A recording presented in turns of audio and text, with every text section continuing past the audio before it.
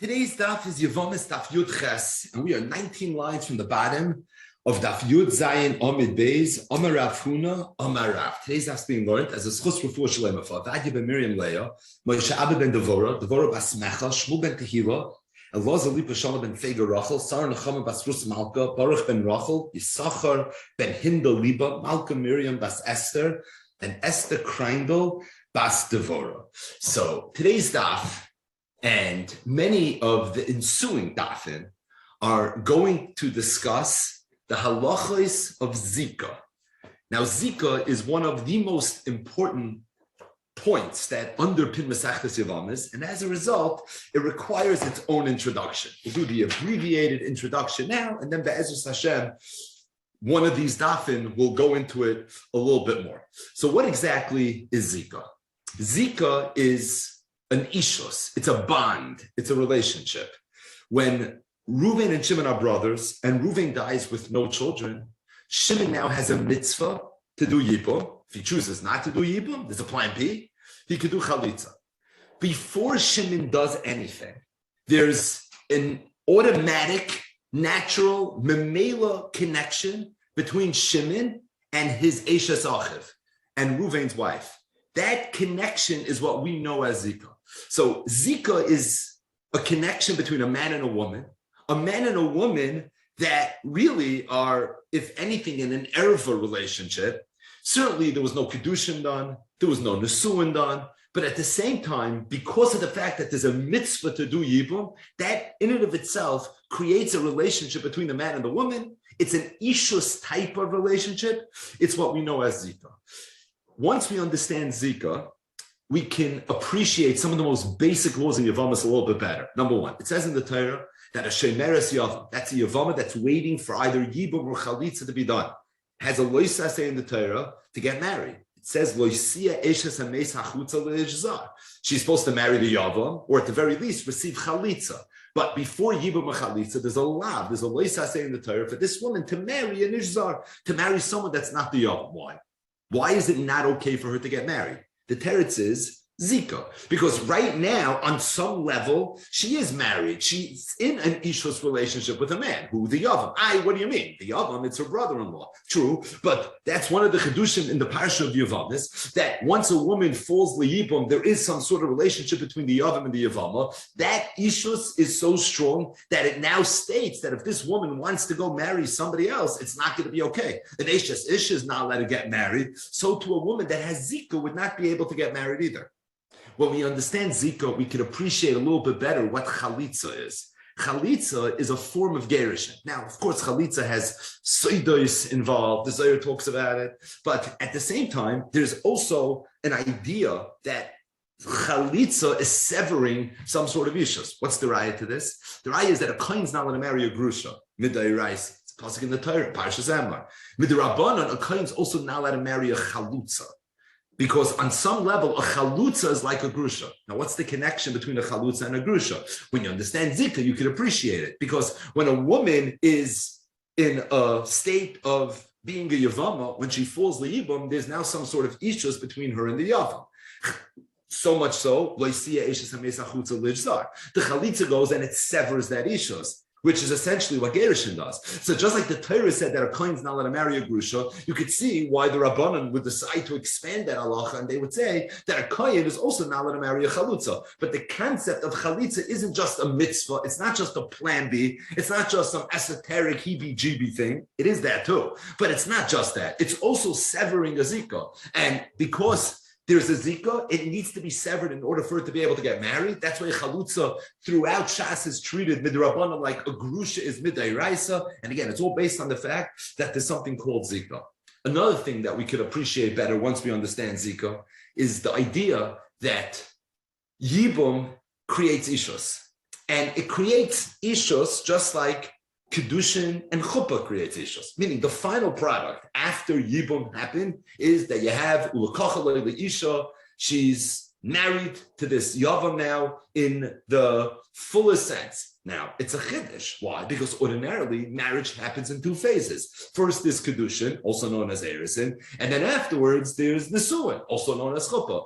Kiddushin, Erisin, that's the first Mishnah Masechtas Kiddushin, or Isha Niknes, B'Shalish Drachim, B'Kesef, Shtar Rubiya, and then there's Nesuin, which is Chuppah, and that's the Yichud room, etc., etc.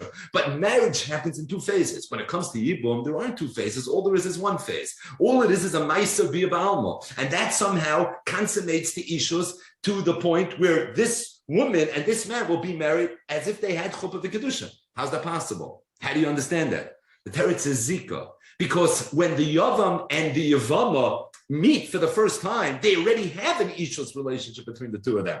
The Gemara's lashon is Isha hiknu lo min hashamayim. There's already an Ishus that happened in Shamayim, also known as Zikah. So being that there already is an Ishus, so really they don't need to go now and do a Kedushin again. They have something that is similar to that, known as Zikah. What do they need to do? They just need to consummate it. So the B is able to consummate it. Meaning if the Yibum was starting from scratch, then Enochanami, maybe it wouldn't work, but it's not starting from scratch.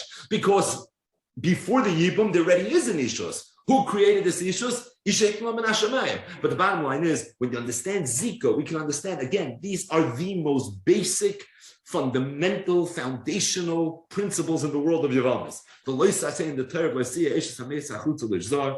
Chalitza, and the concept that a bia, in and of itself, when it comes to Yibum, is able to create an ishus that ordinarily would require chuppah and ordinarily would require kedusha. So that's what Zikah is.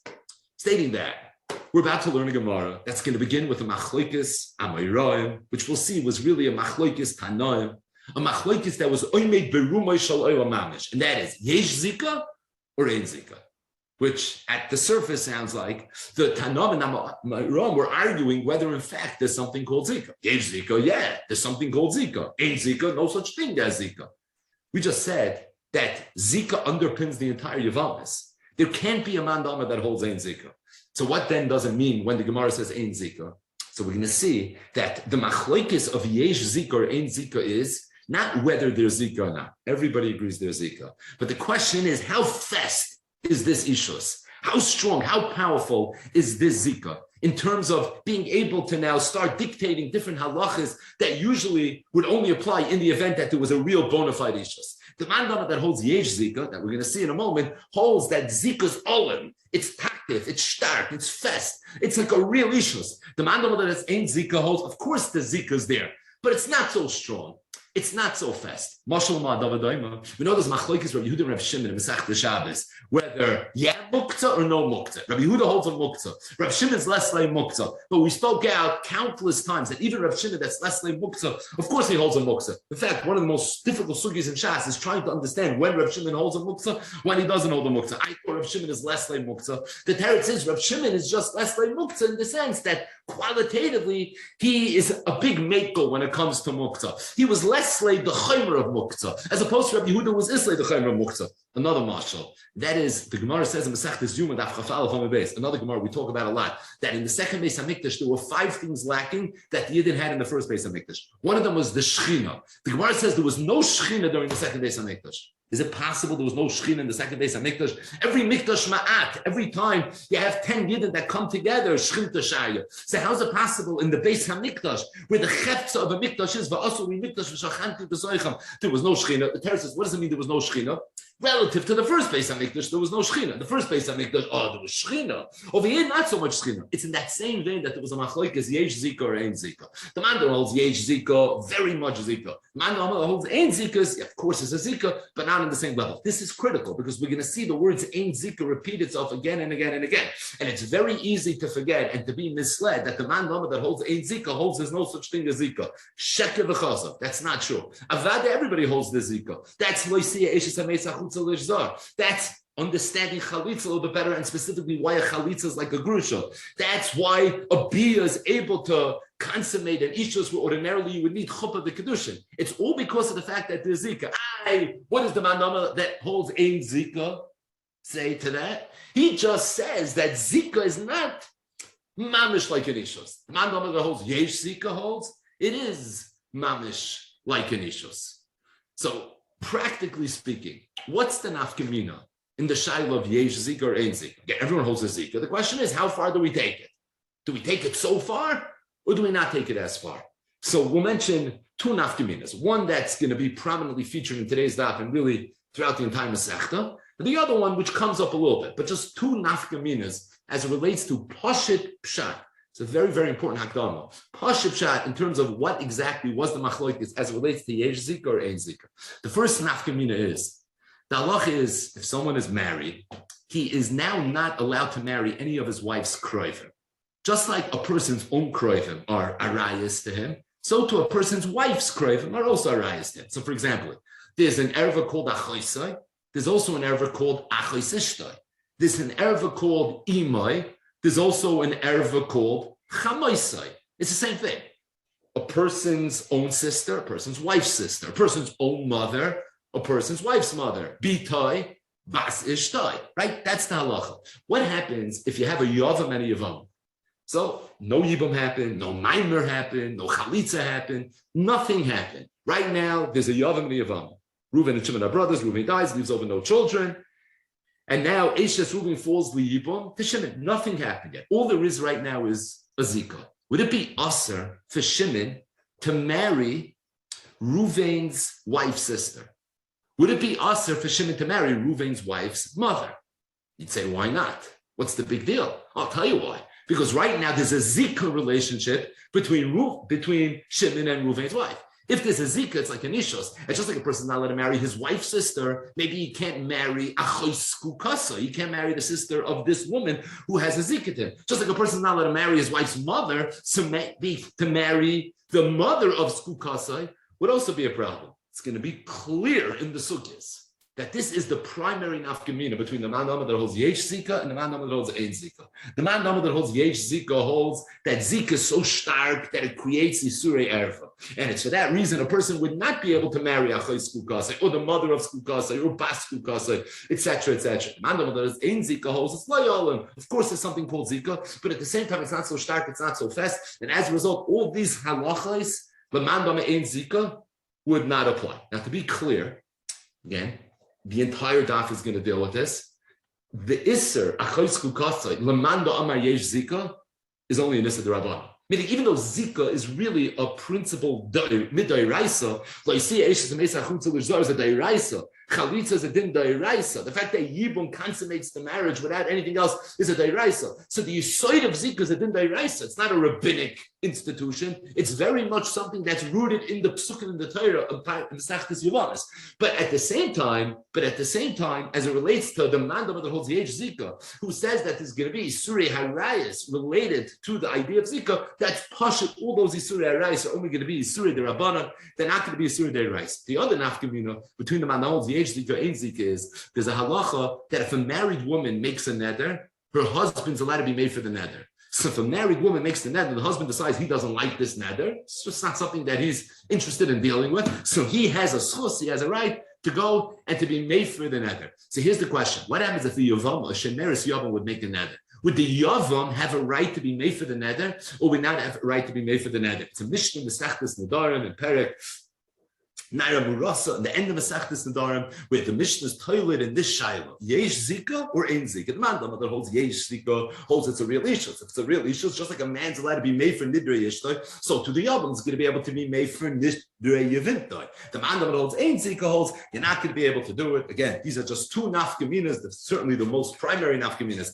as it relates to the sugi of Yesh Zika, Ein Zika. And on that note, it's a straightforward daf. It's a Yevamos daf, so there's a little bit of cases. But at the same time, a very, very straightforward daf. The entire daf today is going to discuss the machlokes and shas of Yesh Zika, Ein Zika, and then we'll have some fun in the Reid. Zok the Heilige Gemara. Amar Rafuna Amar Rav. Rafuna said in the name of Rav, Shemeres Yavam Shemesa, a Shemeres Yavam that dies. So Reuven and Shimon were brothers. Reuven died, he left over no children. So now Reuven's wife is a Shemeres Yavam. She falls the Yibam to Shimon. Now, Eshes Reuven died. So Rav Huna said, I was makabel from my Groiser Rebbe, Rav. He said, Mutter be'imo. If the Yavam, Shimon now wants to marry Reuven's wife's mother, that's okay. So the Gemara, Al Mukasafar, you see, that Rav Huna Marav must have been of the opinion, Ein Zika, that there's no Zika. And again, what does it mean, no Zika? Of course, there's Zika. But that Zika is not all to be able to create Isurei Erva. Because if you're going to tell me that Zika is able to create Isurei Erva, so how could Shimon marry the mother of Eshes Reuven? She's Chamoisai. She's his shviger. Now, she's not really his shviger, but through Zika she is. So if you're going to tell me that there's a halacha of yesh zikah, so that would be a problem. Must be yours ain't zikah. So essentially, what Rav Huna Rav was saying in a long-winded way, not that long-winded, but longer than it really had to be, is ain't zikah. He'd rather pick the case of ain't zikah. But essentially, what he's saying is ain't zikah. Frank, if that's the case, blame halacha ain't zikah. So why did Rav Huna Rav have to tell me the halacha of ain't zikah? Meaning, why did he have to be so specific and tell me a story? He should have just simply said ain't zikah. There's a man that holds ain't zikah. And here's the punchline. It's a Tana that holds Ein Zikah. And because there's a Tana that holds Ein Zikah, really all Rav Huna Marav had to do was tell me that there's a Tana that holds Ein Zikah, and I paskin like the Tana that holds Ein Zikah. Why did he have to tell me a case? The Gemara says, I'll tell you what. Because had he said that the halacha is like the man that holds Ein Zikah, I would have thought Hani the betrayed. That the only time there's Ein Zikah is if there's two Yevamos. So if Reuven dives, leaves over Yevama, and two brothers, Shimon and Levi, you would think that maybe over there ain't zikah. But in a case where there's only one brother, yesh zikah, I would have thought that the halacha is yesh zikah. So for that reason, he had to be clear that even when there's only one brother, even then the halacha is going to be ein zikah. So what's the svara l'chalek between one brother or two brothers as it relates to zikah? It's intuitive. You can understand. If there's two brothers, so you don't really know who this Yevamos is going to end up marrying. So because you don't know who she's going to marry, over there we'll say Ein Zikah. But if there's only one Yavam, so you know for sure who she's going to marry, it's Yosim Mistaber to say that maybe Yesh Zikah. So the Gemara says that Rav Huna Marav was just afraid that had he simply said Ein Zikah, you would have thought by two Yavam and Ein Zikah.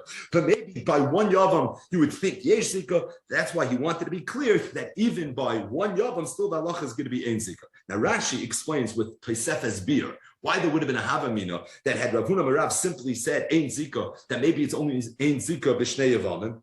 So Rashi says the reason is because the primary shita in Shas, and really the primary machloikis in Shas, whether Yesh Zikah or Ein Zikah, is talking about a case where there were actually two brothers. The case is something that we're going to see at the end of the daf. The Rashi quotes it right away. It's a Mishnah in Perek HaChoyleitz, the Kaman Daf Mem Aleph Amud Aleph. The Gemara there is discussing where there was Reuven, Shimon, and Levi. Reuven died; he left over no children, and then Shimon went and he was Mekadesh, the sister of the Yevama.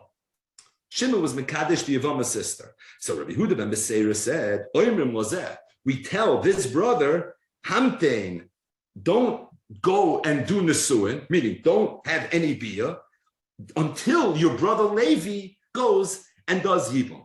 The reason is because until there's a yibum or a chalitza done, so this woman that you were just mekadesh is the sister of the woman that you have zikah to, and there's something called a chaysku kasai, and as a result, it's going to be a problem. So Yehuda ben Beseir essentially was saying yesh zikah. The case of yesh zikah was not with the mother, that's our case, but it was with a sister. Right? Clear, there were two brothers. One of the brothers was Mekadesh, the sister. He wants to now go ahead and get married. He set a date for a chasana. So we say, no, don't get married yet. Why not? Because you're marrying the sister of a woman that you have zikah to. So wait until your brother does either yibum or chalitza. Once he does that, then it's going to be fine. Then you'll be able to get married. Now the Gemara says, Shmuel said that Allah is like Rabbi Yehuda ben Beseir. Shmuel passed like Rabbi Yehuda ben Beseir. So Rashi says that from the fact that Shmuel passed like Rabbi Yehuda ben Beseir, it's implied that not everyone agreed with Rabbi Yehuda ben Beseir. There must have been chalkim on Rabbi Yehuda ben Beseir. There must have been those that said, no, it's not a problem. Don't worry about achoy sku kasai.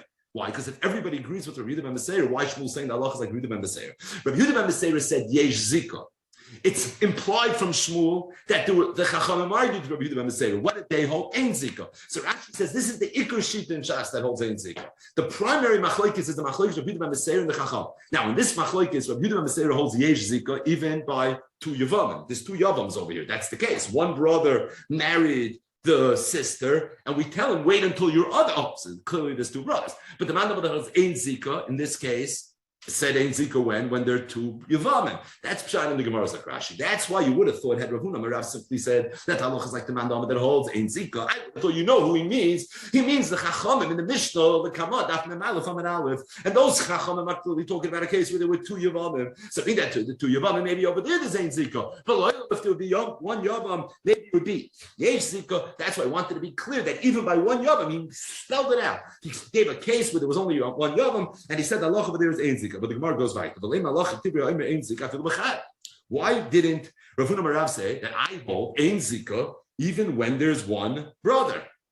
What does this mean? So Rashi says because there is a Tana in Shas that clearly said Ein Zikah even when there's Chad Yavam. Rashi says, who's that Tana? It's Rabbi Akiva. It's discussing Afaras Nedarim. That's the other nafkamina that we mentioned in the introduction, where Rabbi Akiva says that one Yavam can't be mefid in the Nedarim of his Yevama because he holds Ein Zikah. And that's even B'chad Yavam. So you see clearly that even B'chad Yavam, the Allah is Ein Zikah. So the Gemara says, right, why do Rav need to be particular? Why do you have to get all detailed and nuanced to tell me the exact case of Ein Zikah? There is a mandama that holds Ein Zikah, Afilu B'chad Yavam. So let him just say that. Allah is like that mandama. So the Gemara says, Yamar Hachi, had you said this, I would have thought, Afilu Michai. I would have thought that if the Allah is Ein Zikah, even B'chad Yavam, so Gavaldi, the Allah is always Ein Zikah. So what does that mean? That means if there's a Shemeres Yavam, and now the Yavam wants to marry the Shemeres Yavam's mother, it's going to be okay, right? If Ein Zikah, Kamash Malan, there was a chiddush that he wanted to say, that the only time it's mutter for him to go ahead and marry the relative, even if you hold Ein Zikah, it's only if the Yevama dies. But as long as the Yevama is alive, it's not okay. And the reason is, Mishum the Asal of Atal Mitzvah's Yevama. Because the minute this Yavam goes and marries the mother, what happens? At this point, he can't be miyabim anymore, the Yevama. The reason is because now she's an erva, so it's impossible for him to be miyabim her. So even if you hold Ein Zikah, but at the same time, you're not supposed to be mevatel mitzvahs yibum, and if he's going to go ahead now and he's going to marry the mother, he won't be able to do yibum anymore with the Yevama, that's the daughter. So therefore, Rav Huna Merav said like this, I hold Ein Zikah, and I hold Ein Zikah even b'chad yavam. But at the same time, I also hold asal matel mitzvahs Yevama. So the only time Ein Zikah is going to play itself out is after the Yevama dies. At this point, you can't do the mitzvah anymore. Now it's just a shaila, yesh Zikah, Ein Zikah. Was there enough of an ishus to create a rayas, or was there not enough of an ishus to create a rayas? I hold Ein Zikah. It's not going to be a problem. But kol kama the Yevama is alive, it's going to be a problem, not because of Zikah, but because of asal matel mitzvahs Yevama. So Rav Huna Barab wanted to teach me two halachas. He wanted to teach me the halacha of Ein Zikah afilu b'chad yavam. He also wanted to teach me the halacha that asal matel mitzvahs Yevama. That's why he spelled it out. Bok tzeiner. He made it clear. Shemeres yavam shemesa muter be'imo. You see everything there. Number one, you see Ein Zikah. You see it even b'chad yavam, because there's no mention of a second brother over here. And you also see that it's only mutter once she dies, the shemeres yavam. So you're not messing up your mitzvahs yibum. But as long as she's alive, because of asal matel mitzvahs Yevamim, it wouldn't be okay. So now we're going to the Mishnah. This Mishnah is also later in Parakach Oiletz. If a person has a Yevama, the Yevama dies, he's allowed to marry her sister. So you have a Yavam and a Yevama, the Yevama dies, so the halach is the Yavam is allowed to marry the sister of the Yavam. It sounds like he's only allowed to marry the sister, but he's not allowed to marry the mother. You know what this sounds like? This sounds a lot like Yesh Zikah. What does that mean? To marry the Yevama's mother is not okay because of Zikah that created Isurei Erva. That's going to be a problem. Why are you allowed to marry your sister? Oh, that's pashut. The reason he's allowed to marry your sister because even his wife's sister is allowed to marry once she dies. So Kabbalah if she's a skukah. So isn't this the biggest raya in the world? Yesh Zikah, it's a kasha and Rav Huna Merav. So the Gemara says like, who hadn't afilu be'ima? Maybe I'll tell you Yevimte Shemesa, not just muter ba'achoisa, even muter be'ima. All right. So why did we say muter ba'achoisa? Say a much bigger chiddush. Say muter be'ima. But I did ton of reish ish Shemesa muter ba'achoisa because if you look at the reish of the Mishnah, the Mishnah had just said that if a person's wife dies, he's allowed to marry his wife's sister. Ba'achoisa min abu. That's of course only a sister, not a mother, right? The Erev of Achis Ishtay is a chiddush. It says in the Torah, Oleh, Bechayeh. So it's only usher as long as his wife's alive. But once his wife dies, it's not a problem anymore. The Havali Yisura Dairaisa, and over there, if he would marry his wife's mother after his wife dies, that would be a regular Issa Dairaisa. Tananami Sefer, but therefore in the Sefer we mentioned Achis also. Meaning that the Reish of the Mishnah was talking about the Erev of Achis Ishtay. So therefore in the case of Zikah, we also mentioned the case of Achis Ishtay. But as it relates to Zikah, as it relates to the arayos of your skukah, Ein Zikah, and as a result, it doesn't matter if it would be Achaisa, if it would be Ima, the halacha would always be the same. So Ad Kan, this is the first sheet in the Gemara. It's Rav Huna in the name of Rav, who said, Ein Zikah, afilu b'chad yavam, right? The Gemara said a svara, maybe between one yavam and two yavam, but Ein Zikah, afilu b'chad yavam, that's number one. And number two, that's only after the Yevama already dies. But as long as the Yevama is alive, then you're not allowed to marry the erva of the Yevama, because that's now going to disallow you from being able to do Yibum and Asal Avato Mitzvahs Yevama. It says the Gemara, there was another sheet of Rabbi Yehuda. Now Rabbi Yehuda said, Shemeres Yavam Shemeres Yavam dies, Asal the Ima, you're not allowed to marry the mother, the exact opposite of Huna Veras. So Rav Huna said the name of Rav, Shemeres Yavam Shemesa. What's the halacha? Muter be'ima. Rabbi Yehuda said, Shemeres Yavam Shemesa Asal the Ima. Talking about Alma, because what do you see? Holds Yesh Zikah. Obviously, holds Yesh Zikah. Why didn't he simply say Yesh Zikah? Why does he have to spell out the halacha? Just say Yesh Zikah.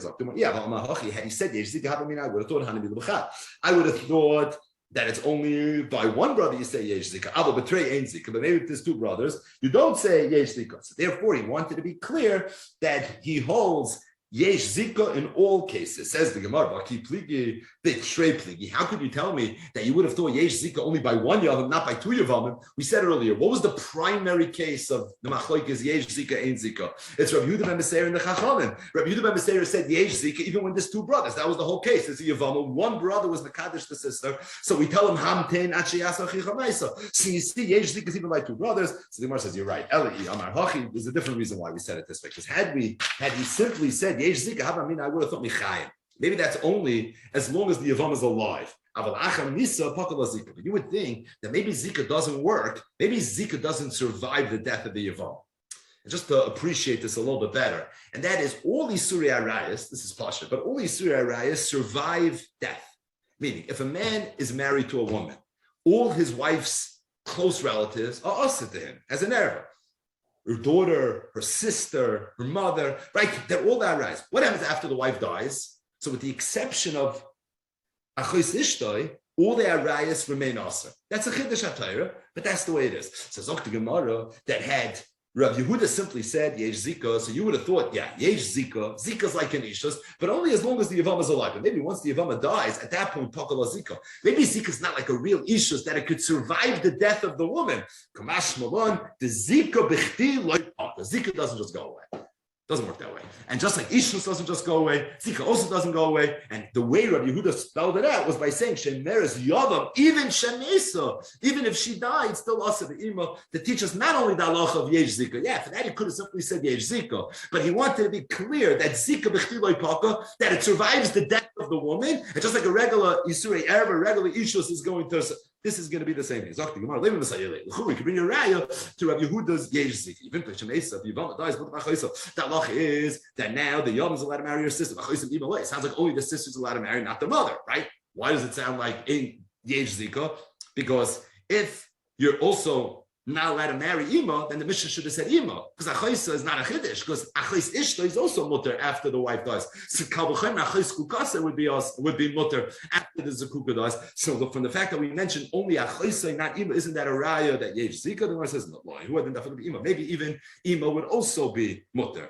Meaning maybe really ain't Zikah. So why did it say Achaisa? I did Tani Reisha Ishta Shemesim, but the Achaisa being that the Reisha is talking about a real Deiraisa case of where a person's wife dies, and over there it's only Mutab Achaisa, right? Dafka Achaisa Aliyim Aloy. Tabalisur Deiraisa. That's really this is Deiraisa. Tani Nami Sefer Mutab Achaisa. There from the Sefer we also mentioned Mutab Achaisa. Bottom line is that we have a Machlokes Amoyroim, Rafuna Amarav on the one hand, Rav Yehuda on the other hand, whether Yesh Zikah or whether Ein Zikah. So Amarav said, Ein Zikah, Rav Yehuda said, Yesh Zikah. Zok the Gemara. Massive Rav Huna Barchia. So Rav Huna Barchia asked the Kasha on Rav Yehuda, on the second sheet of the Gemara, on the sheet of the Gemara that holds Yesh Zikah.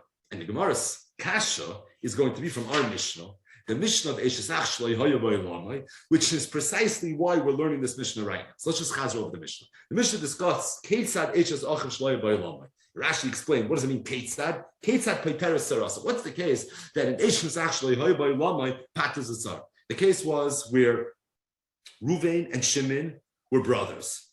Ruvain died, and before Shimon had an opportunity to do Yibum, Levi was born.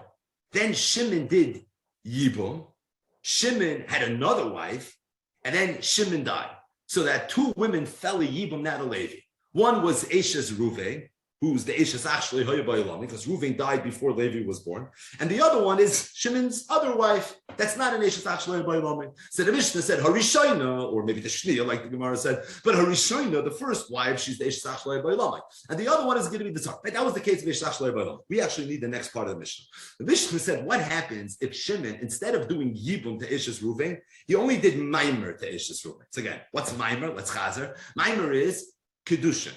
Not Bia, that's Yibum, but Kesef Ushtar. Talach is Midei Raisa, mine is garnished.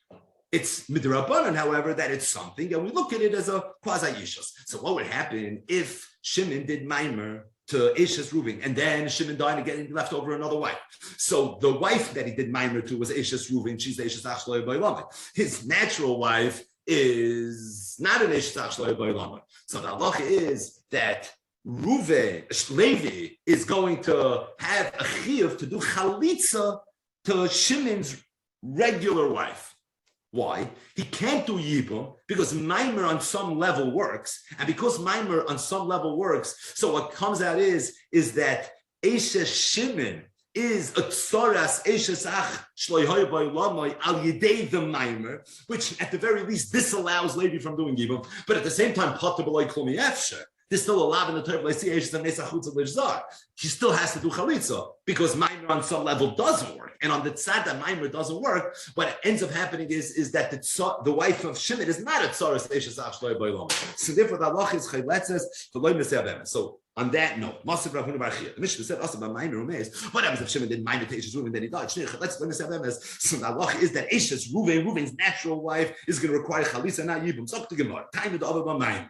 It sounds like the only time that halach is chayletzes v'loy meseh Yevamos is when Shimon did a ma'isa. Shimon didn't mind. He didn't do Yibum. If he does Yibum, then that's Eshes Ach Shloy B'Olamai, and Shimon's other wife is a Tzaras Eshes Ach Shloy B'Olamai. If he did only Maimer, Chayletzes. But what would be Haloy Avad B'Maimer? Let's say he wouldn't have done Maimer. He do nothing. Right? What would be if Reuven and Shimon are brothers, Reuven dies, leaves over no children, and then Shimon, and then Levi's born, and then Shimon dies. He just dies. Nothing happened. He didn't do Yibum, he didn't do Maimer, he just dies. And he had a wife. What would be the halacha then, from Levi's perspective, as it relates to Eshes Shimon? It sounds like if Levi would decide that he wants to be miyabim Shimon's wife, of course he could, right? If Shimon did Yibum, let's get this clear, then Shimon's other wife is a tzaras Eshes Ach Shloy B'Olam. If Shimon did Maimer, so then she's a quasi tzaras Eshes Ach Shloy B'Olam. So what do you do whenever you have quasi in Yevamos? Chalitza, no Yibum, right? That's always the Eitzah. But what happens if Shimon would do nothing? If Shimon would do nothing, then I don't know, nothing. So then Shimon's wife is a regular Yevama. If she's a regular Yevama, then l'chayra lady could do Yibum. Take the Gemara of the Shmaka Kashev. Zikah. But if you're going to tell me Yesh Zikah, then it comes out Havelot Soras Eshes Achiv Shloi Hoya B'Olamai B'Zikah. It should come out that Shimon's other wife is a Soras Eshes Ach Shloi B'Olamai. How so? Through Zikah, because Shimon was married to his wife. And he had Zikah to Eshes Reuven. So if Zikah is a Zach and it creates in Yone Erva, so it comes out there is a Tzoras Eshes Ach Shloy B'Olamai, even if Shimon does nothing. And in the Mishnah it's Mavur not that way. Because in the Mishnah it's Mavur that only if Shimon does Maimer do we see a tzad Eshes Ach Shloy B'Olamai. With halacha now it's going to be that Levi has to do chalitza. But if he would do not Maimer, he would do nothing. It sounds like he could even do Yibum. If Gemara Bishlan, if you hold Ein Zikah, then if Shimon dies without doing Maimer, so the other wife of Shimon, or the only wife of Shimon, is not a tzaras Eshes Ach Shloy B'Olamai at all. Shimon didn't do Yibum, he didn't even do Maimer. So there's no relationship between these two women. But if Yesh Zikah, then there's very much a relationship between these two women. Because Shimon has Zikah to Eshes Reuven, he's married to his own wife, Eshes Shimon. So on some level, there's a tzaras Eshes Ach Shloy B'Olamai. Now it's a Rabbanan Diga level, but it should be enough to say that you should have to do Chalitza. That's the Gemara's kasha. Oh, my rabbi said, I'll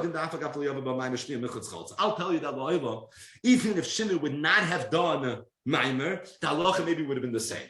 Chiddush. And a chinami. The rabbi says, it's such a nice cheshbon. I agree with it 100%, and I think that's the halacha. And really, the seif of the Mishnah, if we wanted to say a case of tzaras Eshes Ach Shloy B'Olamai where you have to do chalitza, that could have been the case. The case could have been where Shimon did nothing. He didn't do Maimer, garnish Katan. Shimon just died, and through the halach of Yesh Zikah, that's enough to say that Eshes Shimon is a tzaras Eshes Ach Shloy B'Olamai. So if that's the case, Maimer. So why did Mishnah say Maimer? It's just an extra step. Why are we talking about Shimon did Maimer? If Shimon does nothing, the halach is the same. It's just an unnecessary, superfluous piece of information. He does Maimer Chalitza. If he doesn't do Maimer Chalitza, so why are we talking about Maimer? So the Gemara says, La'afukimi Beishamai. Maybe the time of the Mishnah wanted to come La'afukimi Beishamai, the Amri Maimer Koyma Kinyan Gam. The Shammai has a sheet that the Maimer is actually Koyma Kinyan Gam. That Maimer is the real thing.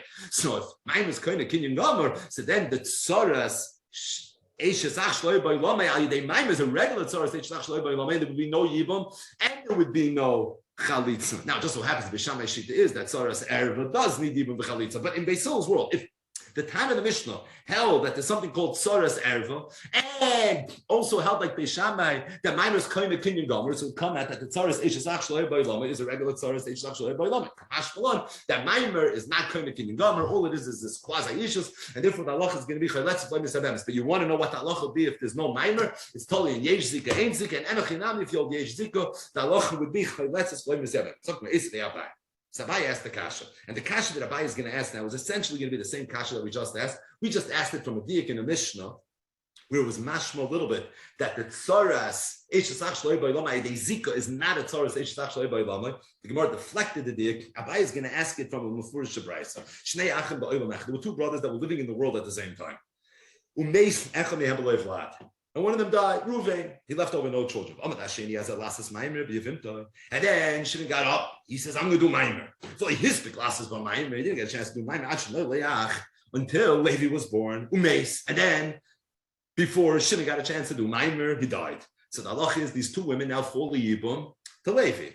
Who are the two women? Number one, Eishes Ruvain, who's the Eishes Achloi Hoya Boy Lamai, and then Eishes Shimon, because Shimon just died as well. So now so we show now Eishes Ruvain's Yoitzim Shimon Eishes Achloi Boy Lamai. The Shni, as relates to Eishes Shimon, if you want to do Yibum, you can do Yibum. If you want to do Chalitza, you can do Chalitza. Meaning, she's not considered a tzoras eishasach shloyer by Yomi, not midiraisa, not midrabanan. This is checkmate. So I'm a yesh zika. Now if you're going to come a yesh zika, have a tzoras eishasach shloyer by Yomi bezika. It's going to be tzoras eishasach shloyer by Yomi bezika. So it's a kasha Rabbi Yehuda. Rabbi Yehuda said yesh zika. I have a raya nisht in the Mishnah because the Mishnah we could be doicha. But the same exact halachas that we thought was medoik in the Mishnah was mefurish in the brisa. Not shockingly, the brisa is always a little more clear than the Mishnah. So I see it before in the Brisa. So I see before in the Brisa. This halacha that Tzoras Eishlach Shloi B'Lama Zik is nothing. So isn't this a raya? It's up to Gemara that Ein Zik is a kasha madam holds. Yesh Zik Gemara answers Hamani Rameir. The Amr Ein Zikah. I mean, it's true. You see from this Brisa Ein Zikah. But if you look closely at the Brisa, it's a Tosefta here in the second paragraph of Masechtas Yevamos.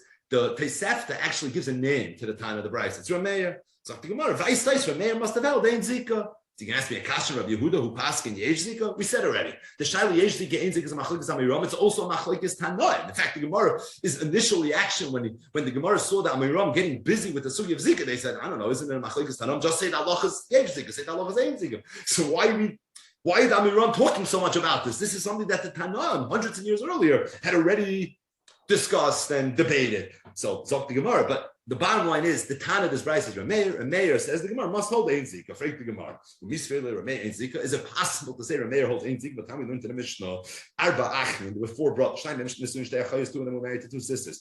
And the two brothers that were married to two sisters died. So what happened? Two sisters just fell a yibum now to two brothers. Right? There were four brothers. Two were married to sisters. The two that were married to sisters died. So two sisters just fell a yibum. The Allah is you have to do chalitza. You can't do yibum. Why can't you do Yibum? What's the problem? The problem is because each Yevama is a Choisku Kasai. Now that's only true if you hold Yesh Zikah. So you see the Tana of this Mishnah holds Yesh Zikah. Now who's the Tana of the Mishnah? This is the Mishnah of Arba Achim fame. So if you look at the Mishnah doesn't have a Tana. There is no Tana, which means it's a Stam Mishnah. What's a Stam Mishnah?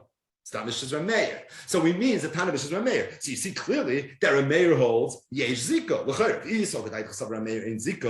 if you're going to tell me Rameir holds Ein Zikah, because Rameir is the Tana the Tosefta by Eishes Achloi Hay by Lamoy, and you tell me he holds Ein Zikah, because that Tosefta seems to hold Ein Zikah. So if that's the case, Hani Mitrei Botikas, in these two Yevamos, these two sisters came from two houses. One was Eishes Ruvain, the other one was Eishes Shimon.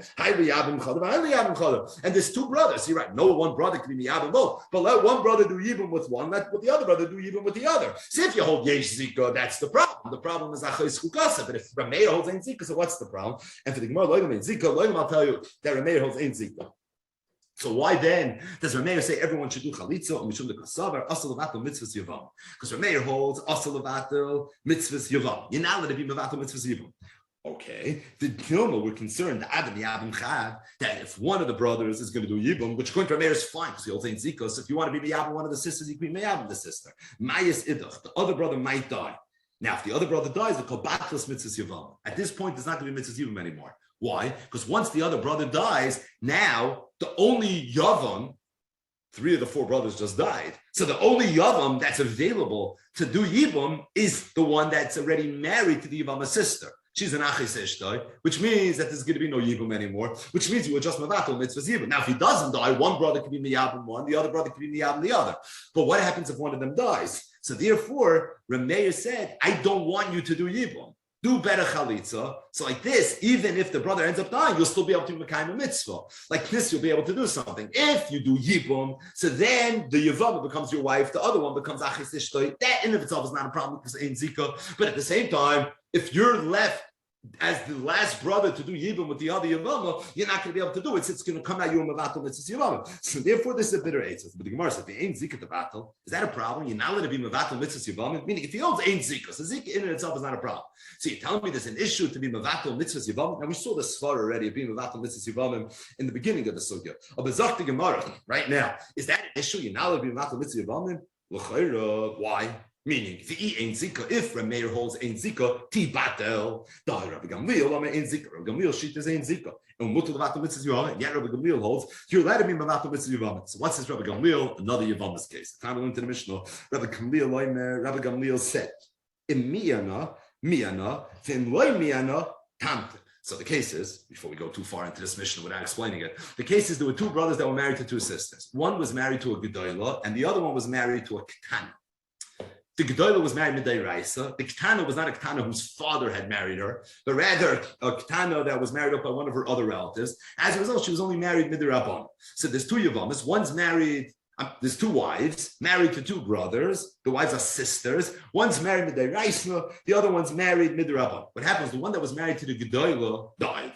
So again, Reuven and Shimon. Reuven's married to the Gedolah, Shimon's married to the Ketana. They're both sisters. And now Reuven dies. So the Gedolah falls the Yibum. So the question is, what's the halacha now? So you'll tell me it's achis ishtoi. No, it's not pashut that it's achis ishtoi. The reason is because it's only achis ishtoi based on a kedusha derabanan. So it's an achis ishtoi derabanan. It's not an achis ishtoi deraisa. So the Mishnah says like this: Im miyano. If Eishes Shimon decides to do miyun, then it's easy. So then there's no problems here. In the event that she doesn't do miyun, said Rabbi Gamliel, tamtin ad shetagdo, shnish Rameir, the brother should wait, Shimon should wait until his wife gets older. Once she gets older, at that point, he'll be boiled. Once she's a gedolah, that's going to now consummate the issues with the rice, because the Ketana can only do miyun as long as she's a Ketana, but once she's a gedolah and there's one bila, that already creates kedushin deiraisa. And at that point, the then the other sister is going to be out because she's going to be an achis isha.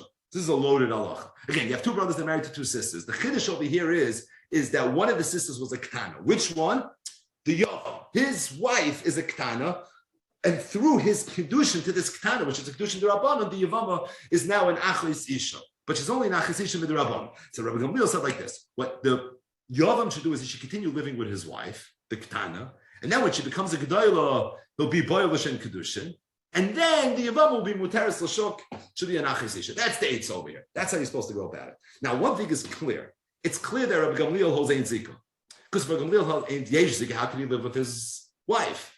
At the end of the day, she's a chois skukasa. So that would have been a problem. Now he's only married with the Rabbanan. So l'churi, that would have been an issue. So you see Rabbi Gamliel holds ein zikah. You also see Rabbi Gamliel holds that if you want to be mavatul mitzvahs Yevama, you can be mavatul mitzvahs Yevama. Because he said, wait until she gets older, then figure out a way to get out of this. So what are you going to do? She'll be married with a Raisa, and she'll be an achis isha. So you see Rabbi Gamliel holds ein zikah, and he holds also levato mitzvahs Yevama. So what's the Gemara's kasha? You're telling me Rameir's shita is ein zikah. That's pshat in the Tosefta by Ishas Achshalei by Lomdus. Yet you see in the Mishnah in Arba Achim that he holds yesh zikah. So you say no, really he holds ein zikah. The reason by Arba Achim he said you have to do chalitza not yibum is because also levato mitzvahs Yevama, because of a suffix. Because what happens if the brother dies and you just did yibum to one of the sisters? Now the other sister can be an achis isha. That means ein zikah about also levato mitzvahs Yevama. Frank the Gemara has a shim with Rabbi Gamliel. Rabbi Gamliel holds ein zikah and mutter levato mitzvahs Yevama. So the Gemara says, what kind of kasha is that? The Rabbi Gamliel, the Rameir Karamis, that's a kasha. You're asking a kasha from Rabbi Gamliel onto Rameir. Rameir holds ein zika the asal of atom mitzvahs Yevamim, and Rabbi Gamliel holds ein zika what the mitzvahs Yevamim. The Gemara says, this is what I meant to say. Rameir chayish afil l'sveika, and Rabbi Gamliel afil l'vadi lechayish. Does it make sense that Rameir is chayish for a suffix of bittul mitzvahs Yevamim, and Rabbi Gamliel is not even chayish for a vadai bittul mitzvahs Yevamim? Right? Where did you see that? Because Rameir said that you can't do yibum to one of the sisters because of the chashash that maybe the brother's going to die. So it's a suffix bittul mitzvah because right now the brother's alive. So that brother go ahead and do the Yibum with Chalitza. You're not changing anything. Rav Meir is worried about a suffix Bittul Mitzvah, and Rav Gamliel is not even worried about a Vada Mitzvah. The Gemara says, I don't hear that kasha either. What's for a kasha does? Do a mandalei chayish. I feel a Vada lechayish. The one that's not chayish even for a Vada. Not the chayish. One that's chayish. Feel let's make a chayish. He's chayish even for a suffix. Okay. We have a machlokes amayra. Rav Huna said in the name of Rav, Ein Zikah. And Rav Yehuda said, Yesh Zikah. Now we know that Rav Yehuda had two very, very famous rabbis, Rav and Shmuel. That's why throughout Shas, Amar Rav Yehuda, Amar Rav, and Amar Rav Yehuda, Amar Shmuel. Rav learned by Rav, and then after Rav passed away, Rav was much older than Shmuel. He passed away before Shmuel. He went to Shmuel's yeshiva, and that's where he learned. So the Gemara says, Amalei Abai the Rav Yosef. Abai told Rav Yosef, Hod Rav Yehuda, the Shmuel. This that Rav Yehuda said, that Yesh Zikah, he was saying it in the name of his Rebbe Shmuel, as opposed to his Rebbe Rav. He said, how do I know that? That's a Mishnah. So we had this case already. If Shemeres Yavam, where one of the brothers married the sister of the Yavam. It was said in the name of Rabbi Ben Meseira, we tell the brother, Hamtain, wait, meaning don't marry her b'chuppah yet, no bia, until your brother goes ahead and does a maisa. Meaning, because he holds Yesh Zikah, and because he holds, you see where my head is, Yesh Zikah, so it's for that reason, he said that you should go ahead and you should not do anything because of Zikah. Now, but Omar Shmuel said, Halacha Rabbi Yehuda ben Beseira, that we pass him like Yehuda ben Beseira. So in other words, Shmuel just passed him Yesh Zikah. So he said, so I told Rabbi Yosef, if Rabbi Yehuda said Yesh Zikah, and I know Shmuel holds Halacha Rabbi Yehuda ben Beseira, who we said in the beginning of the Sugya, that the Ikar Shita in Zikah is Rabbi Yehuda ben Beseira, so it would come out that he must have been saying it in the name of Shmuel. Amalei. So Rabbi Yosef told Abaye, what do you mean? Because the either Rav. Why do you have a problem if it was Rav? I know what you're thinking. My kasha the Rav and the Rav. You think you'd have a steer in Rav. Because the Sug, what was the first sheet in the Gemara? Who's the man that holds Ein Zikah? It was Amar Rav Huna, Amar Rav. Oh, so you know Rav holds Ein Zikah. Rav Yehuda said Yesh Zikah. If Rav Yehuda meant it in the name of Rav, you'll have a kasha and Rav the Rav. Also, he said it's very gishmak, ma'od matin, that it works with Shita Shmuel who said Allah Reid ben Beseir. Because why? Because otherwise you'd be proud. You'd have an issue kasha and Rav the Rav. Don't mind me wrong, then about the Rav. No, I don't think that's a taina. Because just because Rav Huna said one thing in the name of Rav and Rav Yehuda said something else in the name of Rav, that's not a steer in Rav. Because you find very often different Amiran had different understandings of what that Rebbe said. So he told him, if that's where you're coming from, I'm not masking. So the Gemara says, no, that's not what I meant. I meant to say like this. Rav Yosef, Abai told Rav Yosef, being that Shmuel said before Yesh Zikah, u'mishmei the Rav ka'amiroi, and Rav we know for sure Rav Huna holds Ein Zikah, even though it's possible that Rav Yehuda heard from Rav that Yesh Zikah, abaloi shafkina mishmei the Shmuel behedya. It's not mistaber to leave where a mefurish Shmuel u'mekmina kamei Rav aliba the Rav, and instead create a machlokes amayram aliba the Rav. Bottom line is, the Gemara said that we have machlokes amiram with the Yesh Zikah or Ein Zikah. Who said Ein Zikah? Rav Huna Amar Rav. Who said Yesh Zikah? Rav Yehuda. And the Gemara clarified that even though we don't know from the Gemara itself at its surface whether Rav Yehuda said in the name of Rav, he said in the name of Shmuel, but the rest of the story is he really said in the name of Shmuel. Amar Rav Kahana. Rav Kahana said, I said over this whole shtickle Torah to Rav Zvid min Harda that Rav Yehuda must have meant Shmuel. Why? Because number one, we know for sure Shmuel said Allah Reid ben Beseir that Yesh Zikah, and not just that, I know Rav Huna said in the name of Rav that he was Ein Zikah. Says Mistabri, he must have said in the name of. So he said, you had this formulation, and I'm Behedi Masli. We had a Mefurish. This is our Messiah. This is what we learn in our yeshiva. Amar Rav Yehuda, Amar Shmuel, Mefurish. That Shemeres Yom Shavesa. And we used to add va'oz the Shmuel b'tameh, that Shmuel's l'shitasa. Meaning, if Rav Yehuda said the name of Shmuel Yesh Zikah, so Shmuel l'shitasa. Amar Shmuel said Allah Reid ben Beseir that Allah Reid ben Beseir. The Gemara says that tzrich. We needed to hear both things. Meaning, we needed Rav Yehuda Amar Shmuel to say that Shemeres Yavim Shemesa Asa be'ima, and we also needed Shmuel's psak that Allah Reid ben Beseir. Even though they're both saying the same thing, they're both saying Yesh Zikah. The Gemara says, I'll tell you what. Because yes, when Yesh Zikah had, we only had Shmuel's halacha of Yesh Zikah. I mean, I would have thought, Hanimili b'chad, that's only by one brother. Aval betrei loy, but by two not. Kamash malon. So therefore, I need to know that Shmuel holds halacha Rabbi Yehuda ben Beseir, because Rabbi Yehuda ben Beseir is talking about where there are two brothers, and still he said Yesh Zikah. So you see Yesh Zikah even by two brothers. Yes, we know and it only said I would have thought maybe that's only true as long as the Zakuk is alive. Like we saw earlier in the Sugya, Pakala Zikah, maybe once she dies, the Zikah is going to be gone. Kamashwan, the Zikah, the Chilay, Paka, Zikah is like an Isha. So just like Isha doesn't just go away. So too, Zikah is not going to go away either. That's why Shmuel had to push it, make it so clear that the halacha is like we remember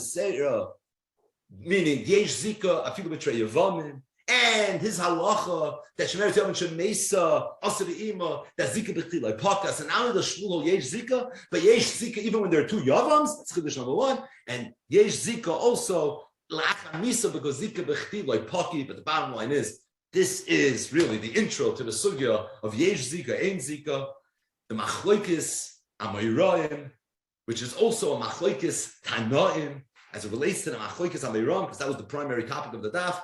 The maskana is machlokes Rav and Shmuel. It's Amar Rav Huna Amar Rav, and it's Amar Rav Yehuda Amar Shmuel. Rav holds Ein Zikah, and Shmuel holds Yesh Zikah. Exhale. So just one ha'ara as it relates, not so much to today's daf, but really to everything that we've been learning. It relates very much to Yevamos, and that is one tshuva. It's a tshuva from the Noida Yehuda. It's printed in Even Ezer Chelik Beis. It's tshuva Kufno 150. And it's just an example of a shayla that was asked to Rabban Shel Kol Bnei HaGoyla, and it was Negeya Yevamos, and it's just fast about how he applied different sugyas that we've been learning here in Masechtas Yevamos to answer a real life shayla. So usually when you think of Yevamos, you think of all the Lomdus and all the Torahs from the Rosh Hashivas. But the truth is, the Dayanim and the Poiskin, certainly of yesteryear, they dealt with a lot of Yevamos shaylas as well. And Kedarkim B'Kodesh, they were forced to be Madam and Milsa and say Chedushim and Eichesh Boines very often to be Matar Aguna. And this tshuva is just a classic example of, again, Rabban Shel Kol Bnei HaGoyla, Rabbi Cheskel Landau, the Noida Yehuda, working through sugis that we've already learned together here in Masechtas Yevamos to deal and address a fascinating shayla. There was a woman, she was an Eishes Ish, she was married, and loyal Leinu, she was Heimer Dasa. She left the Yiddish Weg completely. She stopped keeping Shabbos. She no longer kept Torah mitzvahs. A short while later, her husband died. After her husband died, she remarried. She wasn't religious anymore. So at this point, she remarried a non-Jewish man, and she was married to this man for 20 years. At some point, she chaptzach. She had to hear a tshuva. She realized what's going to be. One day, I'm going to have to give din v'cheshbon for everything that I'm doing in my life. And she realized this is not a tachlis. So she became a complete chayza b'tshuva. She moved to a different land, l'makom she'em makir noisa, and she remarried. And this time, she married a Jewish man, Kedas Moshe B'Yisrael. Anyway, shortly after she remarries, she chaps and she remembers that, my first husband, who was a Jew, when he died, we had no children. And I remember he had a younger brother, which means I'm a Shemeres Yafa, which means I'm not allowed to be married now to the man that I'm married to. It's a loisase in the Torah. I have a problem. So she starts doing some research. She tries seeing if she could track down this brother. And sure enough, she was able to track him down. The problem is he was in Yenemek, literally. He was on the other side of the world. And as a result, it was going to be impossible for him to go to her. She couldn't get to him. She had a little bit of an issue. She's a Shemeres Yavam from decades ago, from a previous marriage, and Lamaisa, she's not allowed to get married because there's a lot in the Torah. There was certainly no Yibam, but there was no Chalitza either. So as a result, what is she supposed to do? So she quickly went to her local Bezdin and she presented the Shaila, and the Bezdin convened, they got together, and they wrote a tshuva. And this was their psak. They said that this woman is allowed to stay married to her husband. You know why? And this is mavradik. They said because we've determined that in order for the man and the woman to be in the same room, for them to meet each other, it's going to involve tremendous sakon. And but it's not a loisa you have to risk your life for, which means that right now it's impossible, and not just impossible, halacha wouldn't allow this couple to do yibum or chalitza, because you can't put your life at risk to go ahead and do a mitzvah. No. It's true there's a lot in the Torah. It's true there's something called Zikah. But at the same time, it's only because there's a mitzvah yibum and there's a mitzvah chalitza. Well, they can't do Yibum, they can't do Chalitza, and because they can't do Yibum or Chalitza, so Memela, there's no Zikah. If there's no Zikah, there's no Issa Yevamos. If they want to stay married, they can stay married. This is what the Bezdin paskin. Now, it turns out that one of the Dayanim on this Bezdin was a Talmud of the Noida B'Yehuda. So he told the Olam that maybe before we move forward with this psak, let me see if I can get my Rebbe's blessing. So he sends this Shaila and their tshuva that they wrote to the Noida B'Yehuda. So I'll just read you a few excerpts from the Noida B'Yehuda, and you'll very, very clearly and swiftly see what the Noida B'Yehuda thought of the Psak Halacha. So he tells them as follows. He says, "Ube'emes chorali olav ubiyoser ala shayla." He says, I can't, this whole shayla is making me very disappointed. Ki davar zeh, because a shayla like this, l'gdoilei harabanim magia, leheshe b'davar chamer. This is something that a qualified bezdin has to paskin on. Because it's according to some poiskin, a shemeres yavam that's married to someone other than the yavam is a shayla of davar sheba'erba. Umaletzi irei hashanim.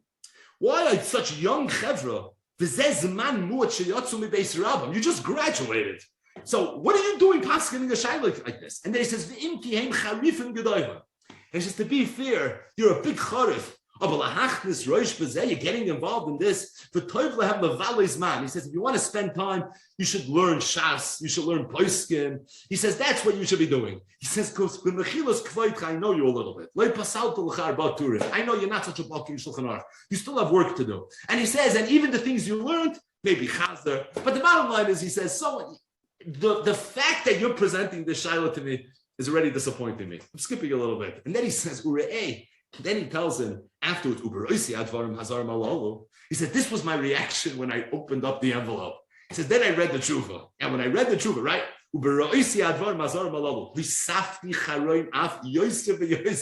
Says, I got angrier and angrier. And he says, take a look. He says, what an immature psak. He said, this is the way you go about a psak halacha.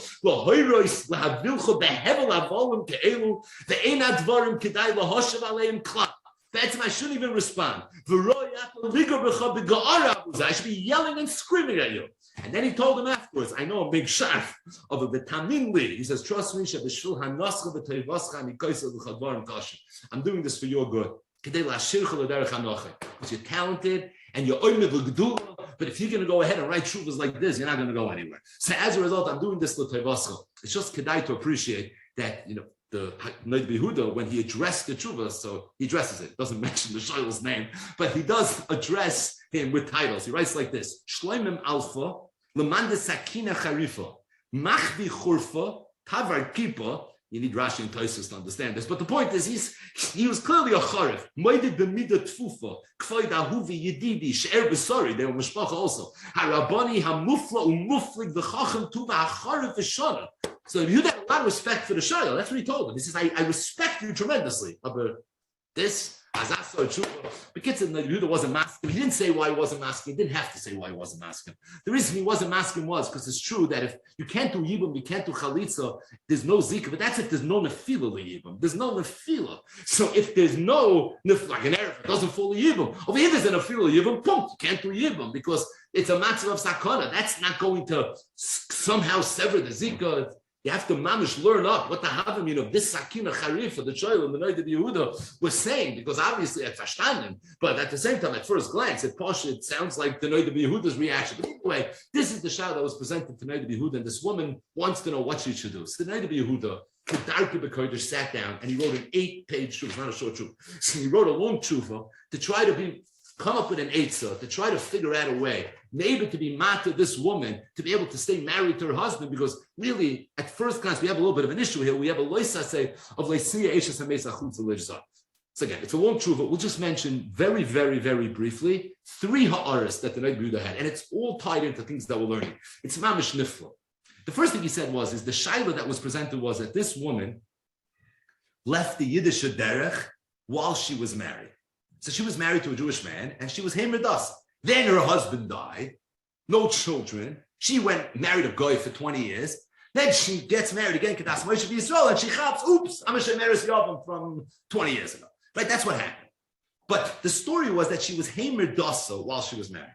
So Noid Yehuda said that I don't know if it's rachik to say that a woman that's Heimer Dasa, being that she's a mummer now, and we know that a mummer is choshin in kol ha'Torah kula, kal v'chomer she would be choshin in the area of gilui arayis, because gezel ba'arayis nafshin shel adam mechamdasim v'savas. So if she's now a mummer in Shabbos and all these different areas, it's mistaber that she's a chashud when it comes to gilui arayis as well. If that's the case, it might not be a leap of faith to say that this woman was mezana tachas baila. If she was mezana tachas baila, she's a soita. We know Rav's halacha in Yevamos daf Yud Aleph Amud Aleph that Sarah soita asura my time or tumak sibba karayas, that a soita has a din of an erva. She doesn't follow you. So says the Reid Behuda, if we're willing to accept this hanacha that this woman was mezana tachas baila when she was hemer dasa, so it would come out she's a soita. She's a soita. She doesn't follow even the chalitza. So the Reid Behuda said, "This is my muschal rishon. This is my first glance." So let's see if we can work with this to try to figure out a way to be mata this one. But the Reid Behuda says that lachar iyum, there's two very obvious problems. Number one, meichetesa she was mezana. It's possible she was mezana. A chashud, yeah. So l'chumra, I would consider a soita maybe. But you want it to be a soita l'kula now. You want to say because she's a soita, so she never fell a yibum, so she's allowed to get married to an ishzar without chalitza. Meichetesa, a chashud. Oh, but you don't know for sure she's a soita. But he says besides, Rav said, it might be the most famous line in the entire Masechtas Yevamos, right? One of the most festive sugiyas, Chedusha Rabbeinu Chaim Alevi ala Rambam, etc., etc. You know what's interesting? Lahalacha, it's a major machlokes haposkim if we paskin like Rav. The Rambam and the Rif and many Rishonim paskin like Rav. That Tzara Soita Asura, which means a Soita and her tzara, there's no din yibum, there's no din chalitza. Oh, but there are other Rishonim that don't pass in that way. The Reid, the Maram Rutenberg, the Trumas Hadeshen, they hold that a soita requires chalitza. And you know what the Makar is? A Gemara that we learned together. Gemara daf Gimel Amud Beis. The Gemara said, "Minyana the Reid shel Mutei Mai, uminyana the Sefer Mutei Mai, chamesh esrei nashim peichus seresei." That was the minyana the Reid. And then it says Harei Elu. That was the minyana the Sefer. And the Gemara said, "Minyana the Reid shel Mutei Mai, minyana the Sefer Mutei Mai." And the Gemara said, "Chad Mutei Rav." The Chad Mutei Rav Asi. Rashi said, "Who's Rav who holds Sarah Soita Asura? Who's Rav Asi who holds Sarah's island is Asura?" But Chad Mutei Rav. That what? That really Sarah Soita is not Asur. Because there is no tumuk siva karayas. So to Mefurish Gemara daf Gimel Amud Beis, not like Rav. And it's because of that the Reid, in his Asagas Reid, doesn't paskin like Rav. He paskin Sarah Soita is going to be mutter. What's the halach? Is going to require chalitza. So what's the halacha? It's machlokes mechaber Ramah. The mechaber paskins that Sarah Soita asur like Rav, and the Ramah paskin that Sarah Soita is not asur. And that there is no tumuk siva karayas. So Yehuda, for me to tell you that this woman is allowed to stay married to her husband because she's a soita and tumuk siva karayas, so that she never fell a yibum to this ach cotton 20 years ago, and as a result, there's no lav of leisiyah, she's a mesa chutza lishzar. Two problems. Number one, make a taste that she was a soita. What do you mean? She went off the derech, she was in chazan, she wasn't keeping Shabbos, and who knows what else she was doing. I hear, but at the same time, you have evidence she was mezana, a choshud, that she was a soita vadak, you have no raya. So if that's the case, I can't use that. And he said, besides, halacha l'maisa, there are more paskins, like the Shittas Reid, that a soita is not an erva. So that a soita requires chalitza at the very least, and a tzara soita for sure would require chalitza. So if that's the case, we, the Bnei Ashkenaz, all follow the Ramah, and if we follow the Ramah, l'chayra, that too is going to end up being an issue. So I said the Reid Behuda, even though Muschal Rishon that I thought might have been an Eitzah, I don't think that's an Eitzah. They said I have another plan, Chavnacha plan, and that is, we spoke at yesterday.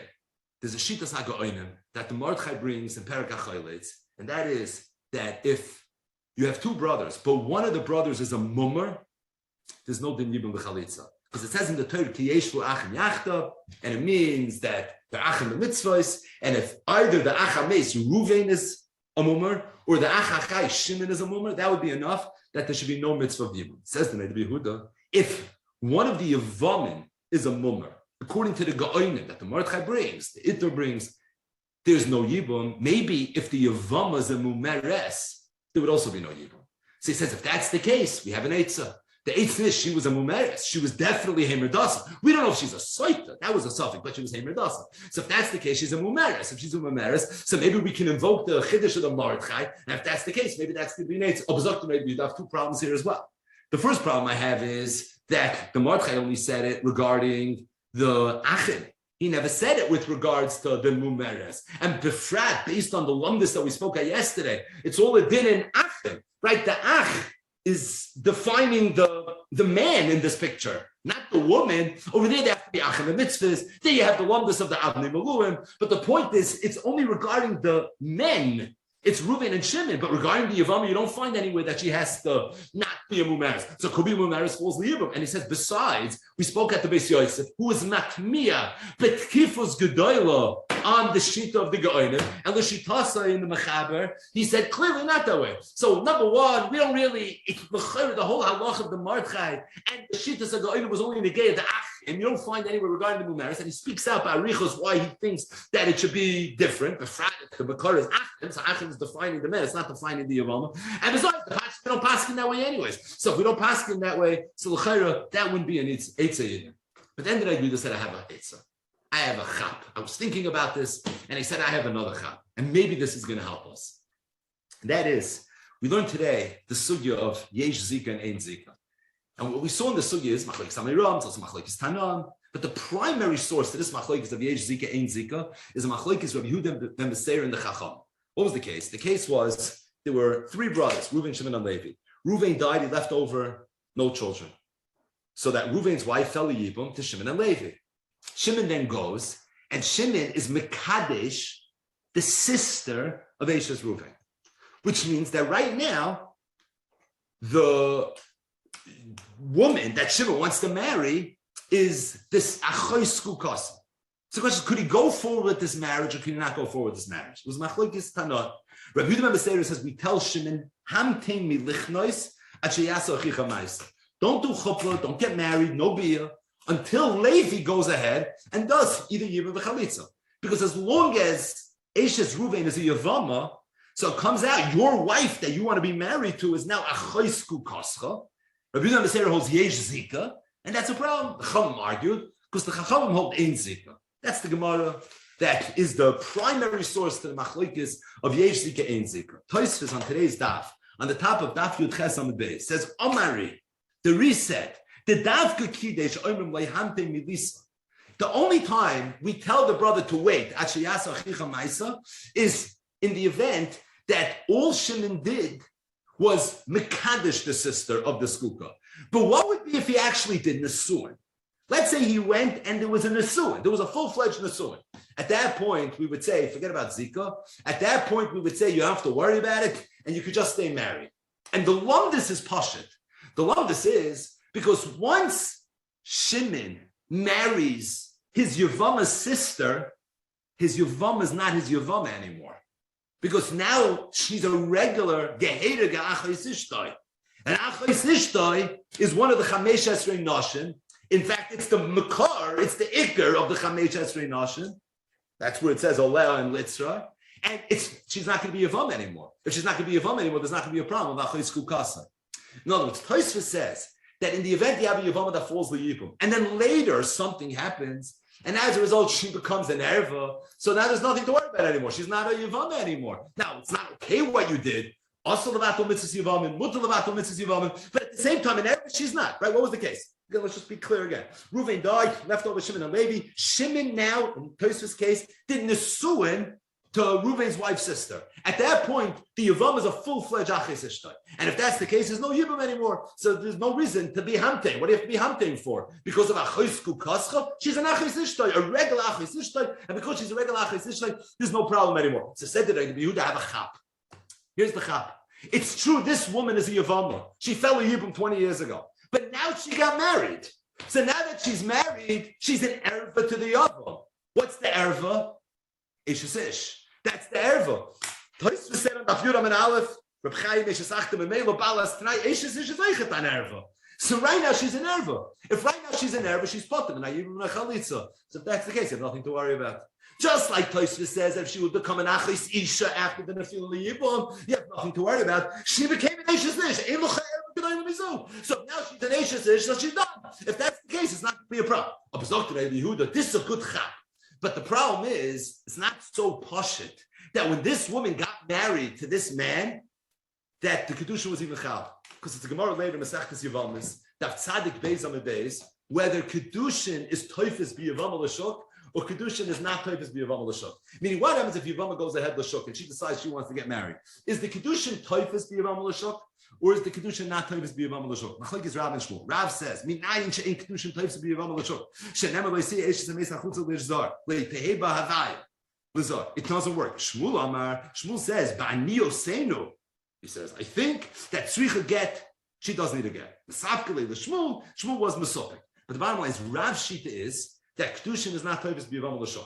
Shmuel Shita is it's a suffix if Kedushin is Toifus b'Yevama l'Shuk. Said that according to Rav, my Eitzah doesn't start.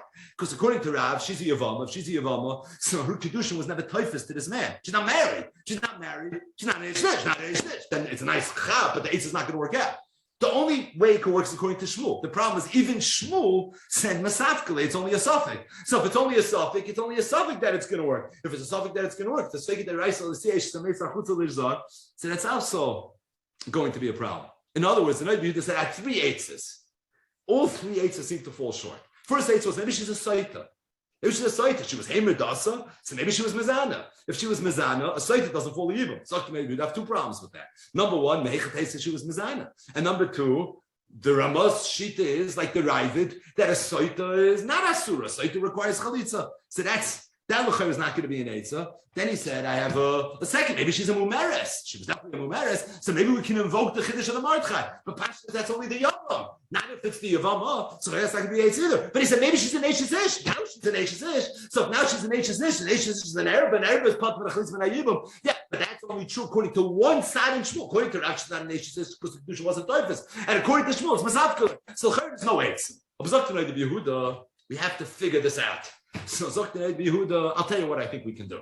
We can create a Svek Sveka. What's a Svek Sveka? So we have to buckle our seats. Said Yehuda, maybe the Eitzah is like this. I'm comfortable going out on a limb. Yes, two nuschais of the Svek Sveka, but for the sake of relative simplicity, we're just going to pick one. So Yehuda says like this. I'm going to go out on a limb and I'm going to say, Kedai ha-mechaber, lismoi cholav b'shas adchak, v'kedai ha-rambam, the harith, the roiv gedoi le-rishonim, lismoi aleihem b'shas adchak. That the halach is like grab that Tzaras Erev is also, which means that an Erev, a Soit is an Erev, and there's no Yibam, there's no Chalitz.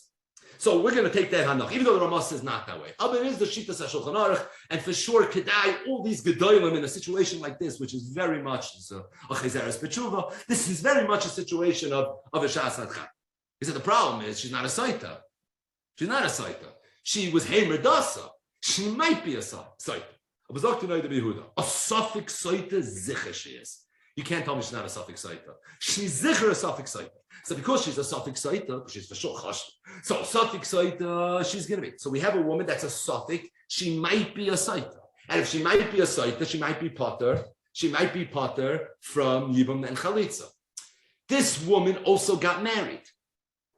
We paskin like Shmuel that it's a suffix where the Kedushin is Toifus b'Yevama l'Shuk, which means there is a tzad that she's married. Shmuel's psak was Misafkele. That's his psak. We paskin that way in Shulchan Aruch. So she's suffix mikudeshes. On the tzad she's mikudeshes. She's an Eishes. She's an Arab. She has a full Yibum. She said to me, I have two tzadim lahakil. I have one tzad lahakil, maybe she's a Saita. I have another tzad lahakil, but maybe she's an Eishes. Manavshach, she's potter, and I Yibum l'chalitza, and that's my Eitzah, said the Noid Yehuda. I think maybe we can work this out. Then the Noid Yehuda was Chayzer, and he said, I don't know. I'm not sure.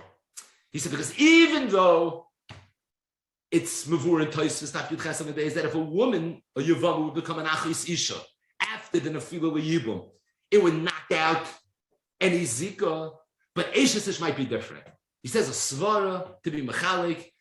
His Svara is, whatever, no time. But he says a Svara Lechalik, and then he says he thinks he remembers seeing the Svara in one of the Rishonim, and then he says he thinks it might have even been in a Toisus, but he says he can't find the Toisus now. That's what maybe the said. On the side of the Noda B'Yehuda, there's a Haggah from the Yehuda's son, from Shmuel Landau, the Ben HaMechaber, and he said the Tosfos is the top Tosfos in Masechtas Yevamos Daf Tezach Amud Aleph. Ayin Shot. Again, we'll have to say this for another way, but that's what the Noda B'Yehuda said. So Maisi ended up being Chayzer, but his eitzah was to create a Svek Sveika. What would the Svek Sveika have been? The Svek Sveika would have been, it's a suffix, she might be a Saita, and even if she's not a Saita, but there's also a suffix that she might be an Eshes Ish. A Saita is Tumik Sibak Harayis, Eshes Ish also Tumik Sibak Harayis. So based on the Svek Sveika, this is the eitzah that he wanted. But let's just go a little bit more. We went this far. Let's take it one step further. Reb Chaim Moser in Shailos Teshuvas Achiezer, and this is a Chelek Aleph, it's a Siman Beis, right at the beginning of the Siman. He was discussing a similar Shaila, and he brings this psak from the Noda B'Yehuda.